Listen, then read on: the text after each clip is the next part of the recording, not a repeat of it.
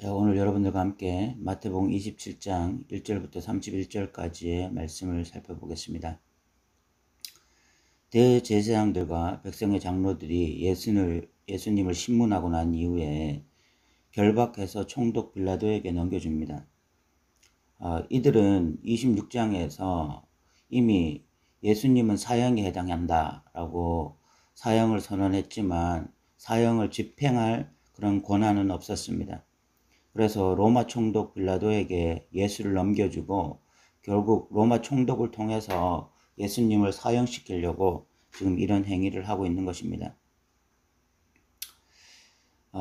이후에 이 3절부터 10절까지는 예수님의 제자였던 가룟 유다가 예수님을 팔고 난 이후에 그가 이렇게 예수님이 굉장히 고난당하시는 것을 보고 이 정죄됨을 보고 스스로 뉘우쳐서 은 30을 대제사장들과 장로들에게 도로 갖다 주면서 내가 무죄한 피를 팔고 죄를 범하였다 이렇게 하는 내용이 나옵니다.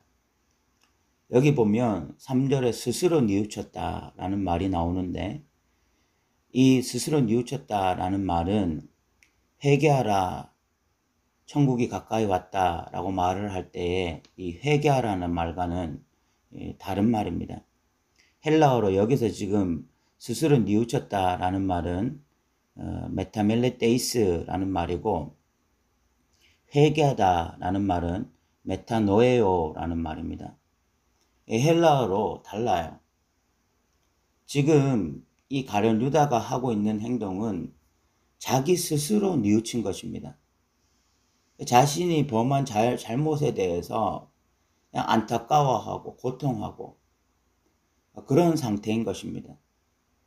그래서 이 사람이 한 마지막 결론적인 행동이 뭐냐? 5절에 보면 유다가 은을 성소에 던져놓고 물러가서 스스로 목매어 죽었다. 여기에 지금 표현 중에 재밌는 표현이 스스로 뉘우쳤다. 스스로 목매어 죽었다라고 하는 것입니다. 그러니까 예수님께서 처음 말씀을 선포하실 때에 회개하라. 하나님 나라가 가까이 왔다. 거기에서 말하는 회개와 지금 가룟 유다가 하고 있는 행동 사이에는 전혀 다른 지금 가룟 유다가 하고 있는 것은 회개라기보다는 후회에 가깝습니다. 후회. 스스로 지금 뭘 하고 있는 거거든요. 회개라는 것은 성령에 의한 역사입니다.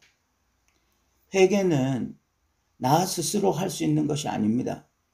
성령께서 내 마음에 감동을 일으키시고 그래서 성령에 의해서 하게 되어지는 것이 회개라면 후회는 내 스스로 하는 것입니다. 나 스스로 안타까워하고 정말 이 잘못된 것에 대해서 후회하지만 결국은 하나님께로 돌아가지 않는 것입니다. 유다가 회개를 한다면 유다가 회개를 한 것이라고 가정을 한다면 유다는 자신이 예수를 판 것에 대해서 진심으로 안타까워하고 뉘우칠 뿐만이 아니라 하나님께로 돌아가야 합니다. 하나님께로 돌아가서 철저하게 하나님 앞에서 회개하고 다시 제자다운 삶을 회복해야 됩니다. 그것을 회개라고 말을 하는 것입니다. 그런데 유다는 스스로 뉘우치고 스스로 뉘우친 결과로 무엇을 했느냐? 스스로 목매어 죽은 것입니다. 하나님께로 돌아간 것이 아니라 그냥 극단적인 선택을 하는 것으로 인생을 마무리하고 있는 것입니다. 이것은 회개가 아니라 후회인 것입니다. 반대로 베드로는 후회가 아니라 회개를 했습니다. 예수님께서 네가 닭 울기 전에 나를 3번 부인하리라. 베드로는 그 위에 대성통곡했고 그 위에 부활하신 예수님을 만났을 때에 베드로가 한 것은 후회가 아니라 회개였습니다. 그 회개의 결말이 무엇이었습니까? 베드로는 예수님의 진정한 증인이 되었습니다. 사도행전에 보면 증인의 삶을 살아갑니다. 그전과는 완전히 다른 삶. 예수님을 부인하고 그래서 예수님을 멀리하던 삶이 아니라 결국은 이제는 예수님의 증인으로서 남은 여생을 증인으로 살다가 순교로 마치는 그런 삶을 사는 것이 베드로였습니다. 오늘날 한국 교회 안에 일어나고 있는 것은 후회일까요? 회개일까요? 저는 이 부분에 대해서 늘 의문점을 가지고 있습니다. 한국 교회는 연례 행사처럼 여름 수련회나 또는 겨울 수련회를 자주 가집니다. 그때마다 많은 사람들이 눈물로 통곡하고 자신의 잘못에 대해서 안타까워하는 그런 일들이 일어납니다. 그러나 여기서 중요한 것이 후회와 회개는 다르다는 것입니다. 후회는 본인 스스로 뉘우치는 것이고, 그래서 결말이 본인 스스로의 결말로 마치는 것이 후회라면, 회개는 성령에 이끌림 받은 것이고, 그래서 그전과는 다른 삶을 살게 되어지는 것을 말하는 것입니다. 이 메타노에오라는 말 자체가 완전한 돌이킴을 말하는 것입니다. 그전과는 전혀 다른 완전한 돌이킴. 회개한다고 하는 것은 그전과는 다른 완전한 돌이키는 삶. 회개하기 전과 회개하고 난 이후는 완전히 다른 삶을 살아가는 것을 의미하는 거예요.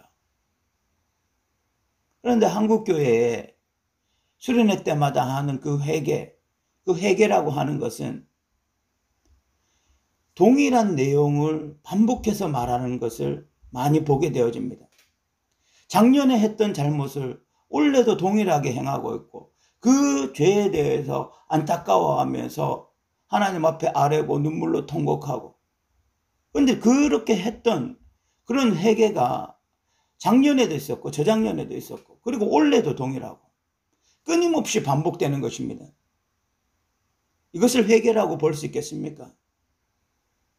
오히려 가룟 유다와 같이 스스로 뉘우치고 있는 후회가 아닐까라는 생각이 듭니다. 후회와 회개는 다른 것이죠. 그런데 한국교회는 그 집회 시간마다 회개라는 단어를 가지고 후회를 연습시키고 있는 것이 아닌가, 그런 생각이 든다는 것입니다.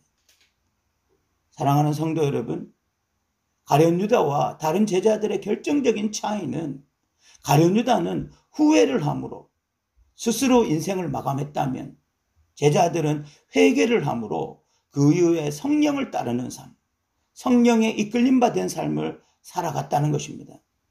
회개는 성령에 이끌림 받은 삶을 열어주고, 후회는 자기 스스로의 인생을 마감하게 만드는 그런 결과를 초래한다는 사실을 우리가 기억하면서 나는 지금 후회하고 있는지 회개하고 있는지 한번 돌아볼 필요가 있습니다.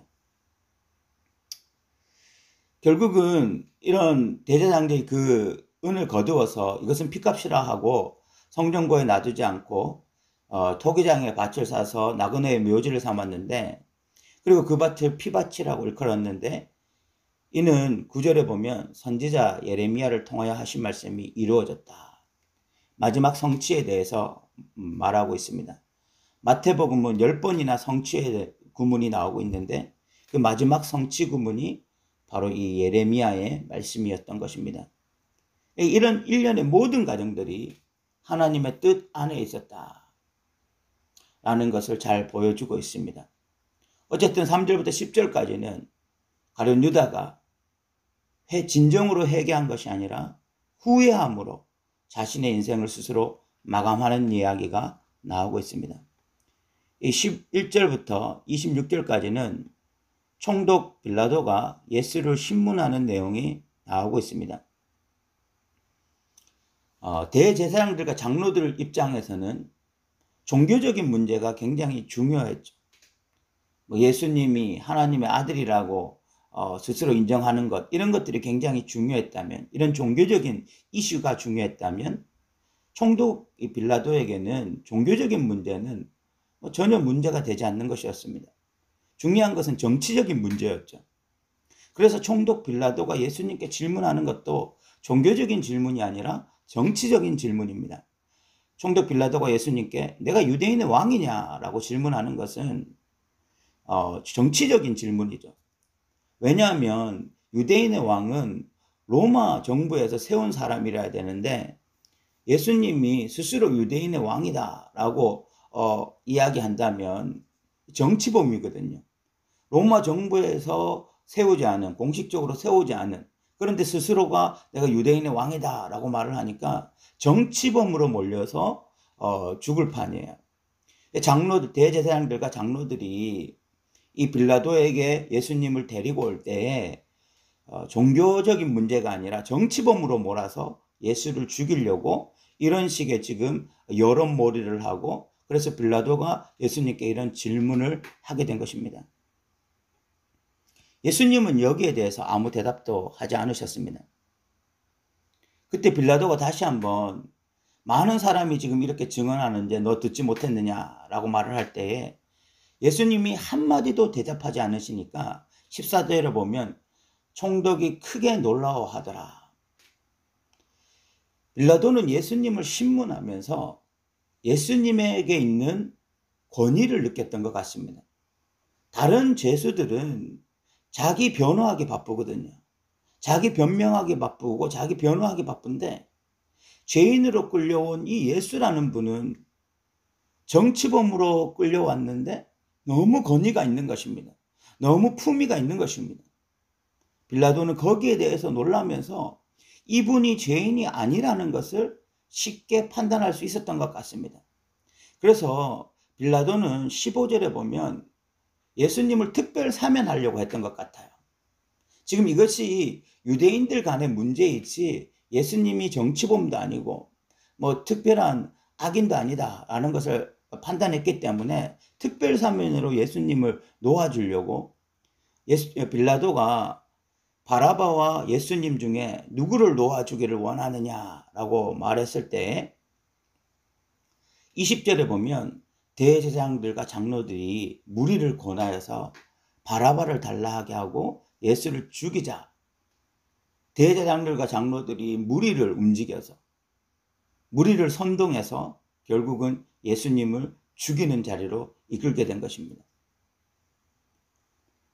빌라도는 자신은 아무리 생각해도 예수님이 죄인이 아니라고 판단했기 때문에 24절에 보면 물을 가져다가 무리 앞에서 손을 씻으면서 이 사람의 피해에 대해서 나는 무죄하다. 너희가 당하라 라고 말을 하니까 25절에 백성이 다 대답하여 이르되 그 피를 우리와 우리 자손에게 돌릴지어다. 유대인들의 이 고백은 너무 놀라운 고백입니다. 정말 충격적인 고백입니다. 그 피를 우리와 우리 자손에게 돌리라고 말을 하고 있습니다. 구약의 유대인들이 하나님 앞에 불순종하면서 수많은 선지자들을 죽였습니다. 그리고 신약에 와서 하나님이 그 아들을 보내셨습니다. 그 아들 예수 그리스도를 보냈어요. 그런데 유대인들이 결국 선지자를 죽인 것을 넘어서 그 아들 예수 그리스도를 죽이려 하고 있고 그 죄에 대해서 자신들뿐만이 아니라 자신들 후손에게까지 그 죄를 돌리라고 말을 하고 있습니다. 마태복음은 처음 서두에서는 친유대적인 복음서였습니다. 그런데 이제 이 마태복음이 반유대적인 복음서로 지금 이렇게 강하게 유대인들을 책망하고 있는 이유는 유대인들의 불순종 때문입니다. 왜 유대인들이 버림을 받게 되어지고 이제 이 복음이 이방인들에게 증거되게 되었느냐? 유대인들 스스로가 하나님의 아들 예수 그리스도를 십자가에 못 박았고 그 죄를 자기들뿐만이 아니라 자기 후손들에게까지 돌리라고 이렇게 말하는 뻔뻔함을 가지고 있기 때문에 이제 이 복음은 이방인들에게 갈 수밖에 없었다라는 것을 선언하고 있는 것입니다. 이 마태복음을 읽고 있는 독자들은 유대인들이었습니다. 유대인들은 이 글을 읽으면서 자신들이 얼마나 큰 죄를 범했는지, 자신들이 어떻게 하나님의 아들 예수 그리스도를 십자가에 못 박았는지를 스스로 깨달으면서 그들 가운데, 유대인들 가운데 남은 자들은 다시 예수 그리스도를 받아들이고 하나님의 백성 되는 은혜를 경험하게 되었던 것입니다. 우리가 사도신경에서 예수님이 본디오 빌라도에게 고난을 받으사라고 말을 하고 있는데, 실제적으로 예수를 죽인 자, 그 장본인은 본디오 빌라도라기보다는 대제사장들과 장로들이었던 것입니다. 빌라도에게 죄가 없다는 것이 아니라 빌라도는 오히려 예수를 놓으려고 했고, 수동적으로 예수님의 어떤 이 십자가 사건에 대해서 굉장히 수동적이라면 오히려 대제사장들과 백성들, 장로들, 이런 사람들이 적극적으로 예수를 십자가에 못 박는 바로 그런 자리에 있었다는 것입니다. 27절부터는 31절까지는 로마의 군인들이 예수님을 조롱하고 예수님을 멸시하는 내용이 나옵니다. 총독의 군병들은 로마 군인들을 의미합니다. 그들이 예수님을 옷을 벗기고 또 홍포를 입히고 가시관을 엮어서 그 머리에 씌우고, 가시관을 엮어서 머리에 씌운 이유는 면류관을 연상하게 하기 위해서, 그리고 무릎을 꿇히고 희롱하여서 이렇게 말합니다. 유대인의 왕이여 평안할지어다. 이들의 이 고백은 예수님을 물론 조롱하기 위한 고백이었지만, 그러나 마태는 이 고백이 예수를 진정한 유대인의 왕으로 선포하는 것으로 이중적인 의미로 그렇게 지금 표현하고 있는 것입니다. 예수는 여기서 권력을 가진 유대인의 왕이 아니라, 힘이 있는 유대인의 왕이 아니라 멸시를 받으시는 유대인의 왕, 세상 죄를 짊어지시고 군인들의 멸시를 받으면서까지 사람들을 구원하기 위해서 오신 하나님의 어린 양으로 예수 그리스도를 그리고 있는 것입니다. 이제 예수님은 십자가에 못 박혀 죽으실 것입니다. 세상 죄를 짊어지신 어린 양으로 그렇게 하실 것입니다. 오늘 우리가 1절부터 31절까지를 살펴보았습니다. 저는 여기에서 좀 중점적으로 말하고 싶은 것은 가룟 유다의 이 후회입니다. 후회. 한국 교회 안에서 회개라는 이름으로 수없이 행해지고 있는 그 안타까운 눈물과 자신의 잘못에 대한 어떤 고통, 그런 것들이 회개라기보다 후회에 가까운 것이 아닌가. 그렇게 후회하고 있기 때문에 매년 똑같은 삶이 반복되고 있는 것이 아닌가. 진정한 회개는 자기 스스로 뉘우치고, 그래서 자기 스스로 인생을 결정해서 마무리하는 것이 아니라, 진정한 회개라는 것은 하나님 앞에서 뉘우치고, 그래서 이제 성령을 따라 살아가는 삶, 이것이 진정한 회개인 것입니다. 이 동영상을 듣고 있는 사랑하는 성도 여러분, 우리는 후회가 아니라 회개하기를 원합니다. 하나님 앞에 진정으로 회개함으로 우리의 삶에 잘못되었던 부분들을 고쳐나가고, 이 마지막 시대에 우리의 남은 인생이 정말 후회하는 인생이 아니라 회개하는 인생으로 하나님을 따라 성령을 따라 살아가는 저와 여러분 되시기 바랍니다. 오늘 또 들어주셔서 감사합니다.